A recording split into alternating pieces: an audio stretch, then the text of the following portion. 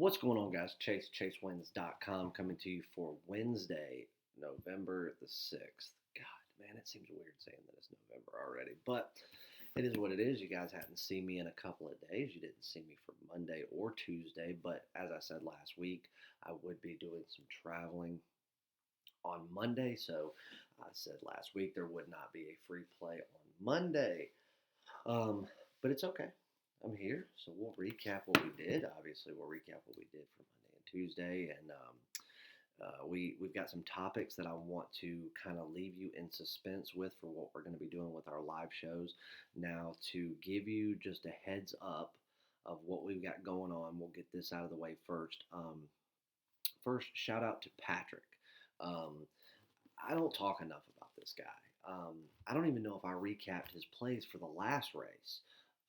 Where he had another top play winner. I don't think he's lost a top play since the last time he had an outright race winner, which it's been a few weeks since he's had one of those, but I don't know of any other handicapper that's had one at all year, or even do they attempt to pick it. They just brag if they have a play involving someone who just happens to win the race. Patrick puts together a race card every week as to who he thinks the top 5 drivers are going to be and who's going to win the race. So this week, he had 2 head-to-head matchups, both of them choosing Joey Logano. And as a matter of fact, real quick, I don't want to take up a ton of time because it is getting late, but if you give me 1 second, I'll pull up all the details for it. That way everybody knows. That way if you're interested in this week, because I actually just got off the phone with him not too long ago. So NASCAR for this week, and it was a great week. And again, I've told you guys time and time again, I'm not a NASCAR fan, but I actually tuned into a little bit of this race. So he had Joey Logano versus Ryan Blaney. Joey Logano at minus 135. That was an easy winner. His top play of the day was Joey Logano versus Brad Keselowski. Obviously choosing Joey Logano at minus 130 for the top play. Another easy win, which actually had some people send me emails saying they didn't like that play. Why, I don't know. Again, this is his baby. I know nothing about it. And then outright race winner, Kevin Harvick, plus 450. Guys, it doesn't get any better than that. Only time it gets better is when he has had his long shots to win it. You know, plus 1,400, plus 1,900, plus 2,600. I mean, plus 2,800. His season's been incredible. Got a few weeks left before the end of the season, I believe, and then then it starts back up in February. So we'll probably take about a 2-week break before we introduce his 2020 season. Again, guys, it is going to be more expensive in 2020. This was kind of like a test run to see if this was something that he wanted to do long term. Because again, he works for the organization. He does marketing for them, has for 15 years. So he's in and around the sport every day, loves the sport, truly knows it like the back of his hand. He is to NASCAR what I am to baseball. He's just awesome at it. And so we gave it a run. Now he's got a loyal following that are already asking about next year. But, guys, it is going to be more expensive. The race cards are going to be more expensive in 2020 as well as the season, but we will give everyone an early bird opportunity to jump on for the season for all those people that, were with him this year that know already that they want to sign up. So stay on the lookout for that.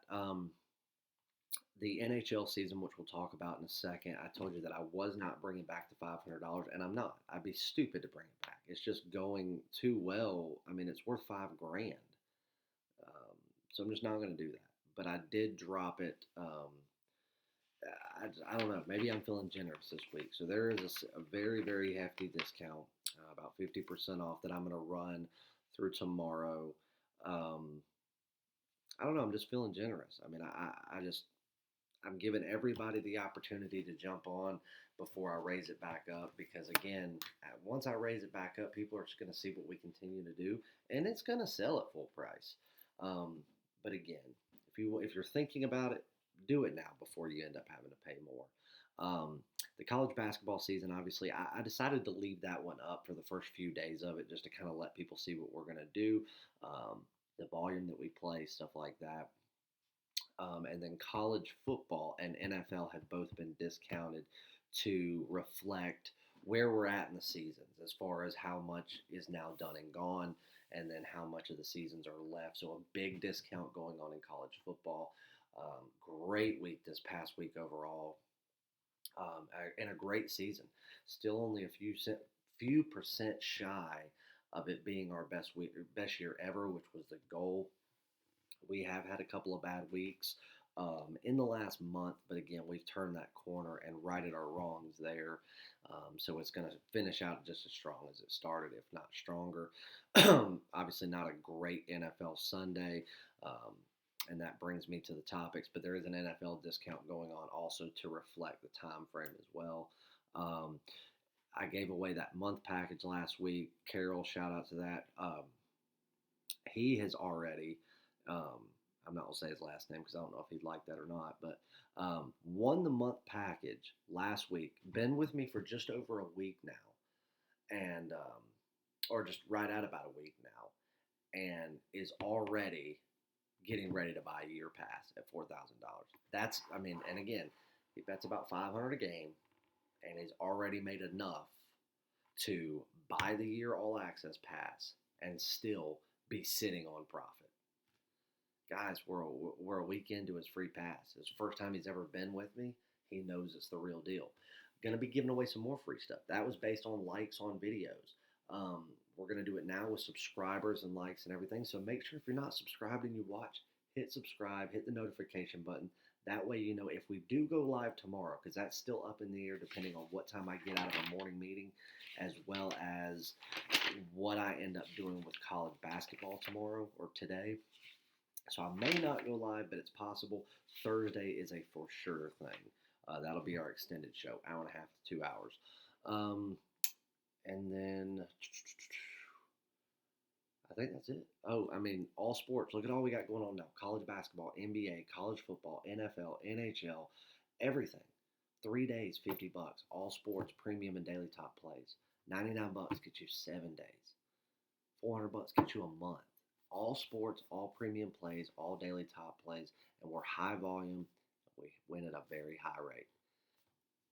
All right, so that's it. So now we need to jump back in. All right, so let me pull up Monday's notes. But then now on the live show, what I wanted to tell you guys, what we're going to be talking about is going to be reflecting a little bit of what went on Sunday, reflecting on some of our wins and losses, but getting into my true deep dive thoughts. Leaving you in suspense a little bit. Why I think Mitchell Trubisky is only 10% to blame for the Bears' issues. My true issues with Matt Nagy. Why I think Baker Mayfield needs to hold 90% of the responsibility on his shoulders outside of the coach being just an absolute buffoon. That may surprise some people, so tune in to get my reasonings why. Why I think Sam Darnold is still one of the most underrated quarterbacks there. Why I think the Patriots are still the best team in football. Why I think people are delusional in the fact that Tom Brady and the Patriots are not a good football team and they're overrated. And I don't know, there was a couple of more. But just kind of leave you in suspense. It's going to be on our live show. Make sure you watch. Give me your thoughts on it once we go live. It's going to be a fun show. But I'm going to get my opinion out there. Like it, love it, hate it. I don't care. It's my opinion and facts back it up. So, but anyway, so got that. Now, Monday, start out with an NFL play. Giants Cowboys over 48, nice win there. NBA New Orleans Pelicans +4, 7 fast breaks in like 15 possessions is just unacceptable. They took themselves out of contention to outright win the game, not just cover the spread. So 76ers and Phoenix Suns, who I tell you is the most valuable team in basketball, been saying it since before the season started, how they were going to be the force to be reckoned with that everybody overlooked, that would probably be the biggest moneymaker. And look what they've done in the first 5-6 games. We've made money on them time and time. This is the only time we've had a game involving the Phoenix Suns where we didn't make any money. And we pushed. Over 223, 76ers Suns, it landed right on 223. Then we get into the NHL. Now, here again is where I go. It's not just about how many games you win versus how many games you lose. It's about what you profit. We went 2-2 in the NHL that day.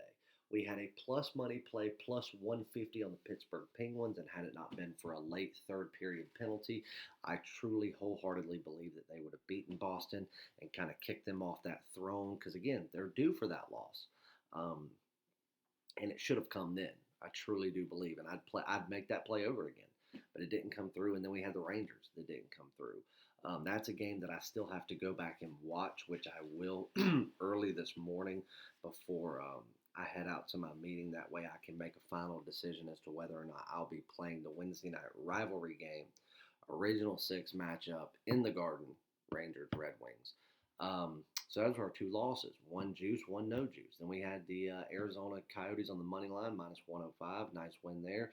Top play of the day, which would have been 2 units higher of your flat bet, Nashville Predators, minus 1.5, plus 130. Top play, 6-1 blowout. So not only was it a winning day overall, and we've only had one losing day in the last now 8 days, or technically 9 days once we get into Tuesday's recap, but we had a winning day in the NHL, even though we split, right? Everybody says, well, we split, we pushed, we this. No, you either win or you lose money.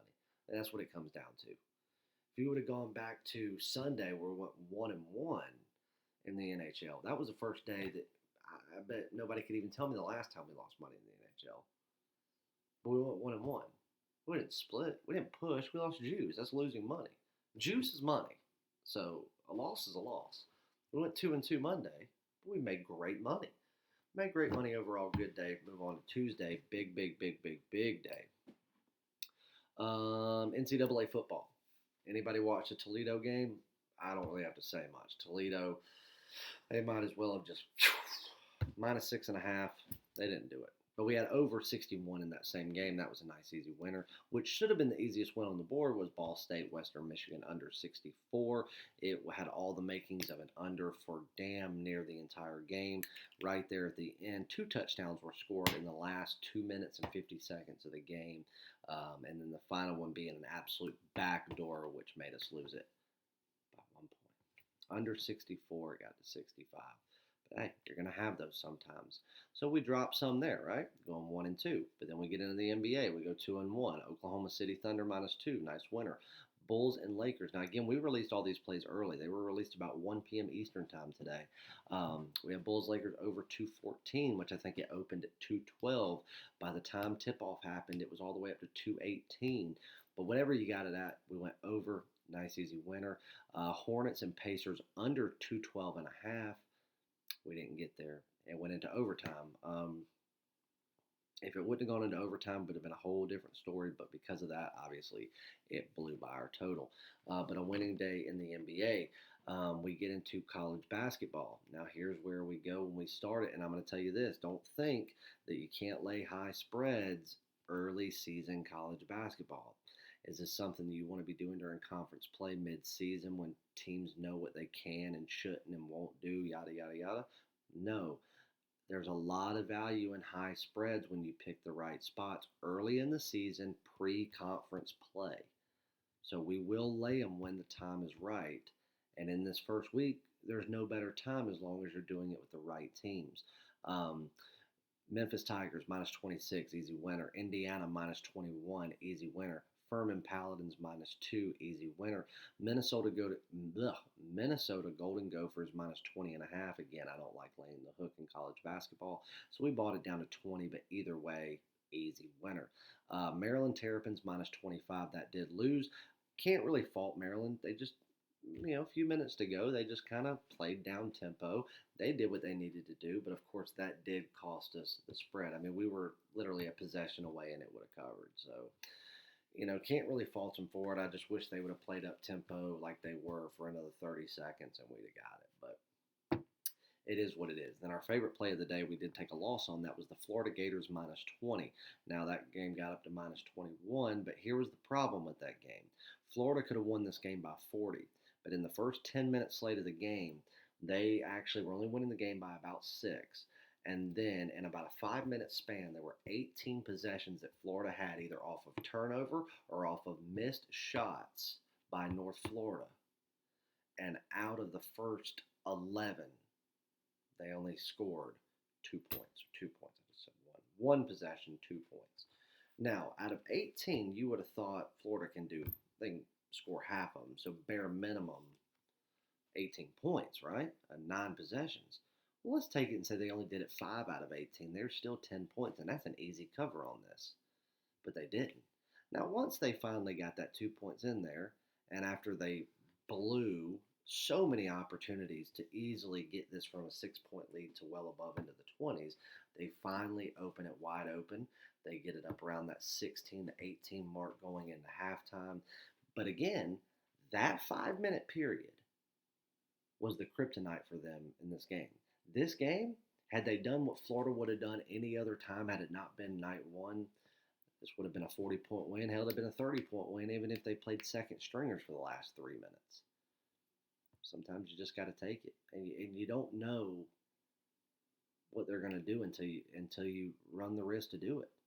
I'm willing to take that risk because I know come the end of the first week, people are going to start comparing college basketball to NHL and MLB. They always do. Sometimes you just got to take the loss when it is the smart investment. And Florida minus 20 over North Florida, I'd take it every day of the year. I wouldn't just take it tomorrow. I'd take it every single day I could.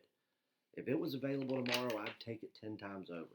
Hell, if it was available tomorrow, if they had to play the same team tomorrow, knowing what each other knows about them now, Florida could be laying 35 and it'd be a play of the year.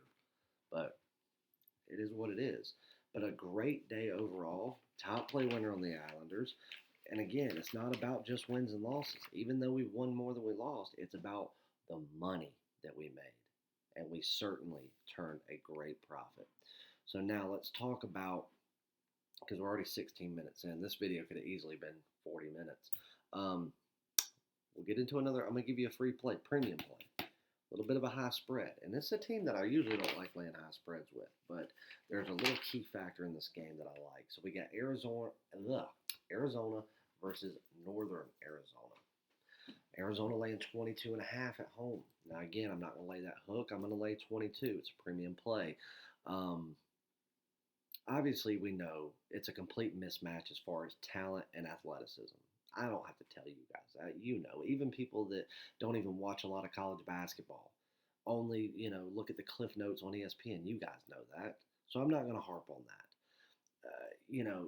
Jeter and Gettings are going to have a field day offensively.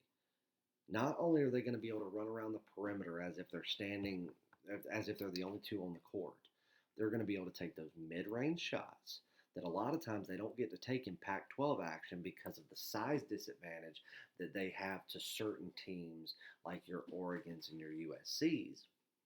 They're going to be able to do that. These guys are going to be able to drive inside because the guards for Arizona are just as big as your inside guys for Northern Arizona. So offensively, they're going to be able to just completely overmatch them. Those two are going to have a field day on defense as well with being able to not only take the ball, but fast break after fast break after fast break because of that duo right there. Whoever gets the ball, the other one's going to be down court waiting for a dunk, a layup, easy points. They're going to be able to capitalize on a 10-point swing just on fast breaks alone, and I have no doubt about it. Even if these teams were fairly evenly sized, and it was just the talent mismatch, I'd lay 22. But the reason that I'm so okay with laying 22 is because of the size advantage. Not just overall. Arizona has the size advantage overall at every single position. But where they have the biggest advantage is where it's going to be most important. And that's going to be on the interior, down low. So not only are they going to be able to just press them so hard on the defensive end and make it so difficult for them to be able to drive in and get inside shots, which is going to force Northern Arizona to take outside shots. They're not a good outside shooting team. So what's going to happen? They're going to go out there, they're going to take a bunch of outside shots. They're going to miss most of them. They're not going to be able to get a second chance. They're going to get out-rebounded by a team that's twice their size. Then we get down to the other end of the floor. What's Arizona going to get when they miss their shots? They miss those outside shots. Jeter and Gettings miss their outside shots, or their um, mid-range shots. They're going to get second and third chance shots over and over and over and over again because of the size advantage. I'm telling you right now, if we allowed Northern Arizona to have the same amount of points as Arizona, and the only thing that we counted for Arizona, so let me explain this so it doesn't sound weird. If every time Arizona scored a three-pointer or a layup or something like that, and we gave Arizona a free bucket, or Northern Arizona a free bucket to tie the game up, every time, to say this is going to be a tie game the whole time, and the only time we're going to count Arizona's shots and not give Northern Arizona something is going to be on an inside shot from one of your interior men and on your second chance offensive rebounds. That alone, I believe Arizona can cover by 20 points. So you take that into consideration with the fact that they're just that much more talented. If they won this game by 50, it wouldn't surprise me. The only thing I think that would surprise me in this situation, obviously, if Northern Arizona pulled a miracle and won outright, it wouldn't just surprise me. That would floor me. I truly think that it would really, really true, and I mean this wholeheartedly. It would wholeheartedly surprise me if Arizona didn't win this game by 30 or more, because they've got everything in the world going for them where they can do it. And the thing is, I'm saying that, and I truly believe in the last 2, maybe even 3 minutes of the game, they're not going to do anything. Northern Arizona is probably going to have the upper hand because you're going to be throwing in second-tier guys that haven't done anything all game. And it's just going to be a pride thing for Northern Arizona to let their top guys get some points and, show off a little bit just so just so they can add to their personal records. So even taking into consideration there within the last 2 minutes, if Northern Arizona has a 10-point advantage, I still think Arizona can win by 30. I'm going to happily lay 22 with a team that I typically would not lay 20 with. 22, premium play, Arizona over Northern Arizona. You watch. The deciding factor of this game as to whether they cover or don't cover. Interior players, second chance shots, it's all going to be the size down low. I watched it all year last year. They were top 5 in college basketball in second chance shots. The only team better than them that actually made it to the Elite 8 or higher was a team that made it all the way, and that was Texas Tech. Even Virginia didn't get underneath second chance shots better than Arizona. I bet a lot of you didn't know that. I studied this, guys, and that is the reason I'm taking this game. It's not because of just the talent mismatch. It's not because Northern Arizona just can't compete with, a team like this, a power conference team. It's that size advantage down low. And again, in college basketball, that's one of the most important things you can have is second chance shots, rebounding, defense. Minus 22 Arizona, that is your premium play. Go jump on one of the packages. Don't sit on the sidelines. If you don't like money, then don't do it. But if you like money, don't send me no more emails about it, asking me the same questions over and over again, sitting on the fence. If you don't want it, don't sign up for it. But if you're even remotely considering it, jump on. Let me make you a believer. Let me turn you from a short-term client into a long-term client and a customer and a member of the Chase Wins family for life. Come join my ever-growing family. I love all you guys, my current family. Hit the subscribe button, hit the like button. Go follow me on Twitter at PicksChase. We're going to keep lighting it up. Hopefully I'll see you guys live today. If not, most definitely for Thursday. And we'll be back for another free play tomorrow. Love you guys. Arizona, minus 22. Go get it.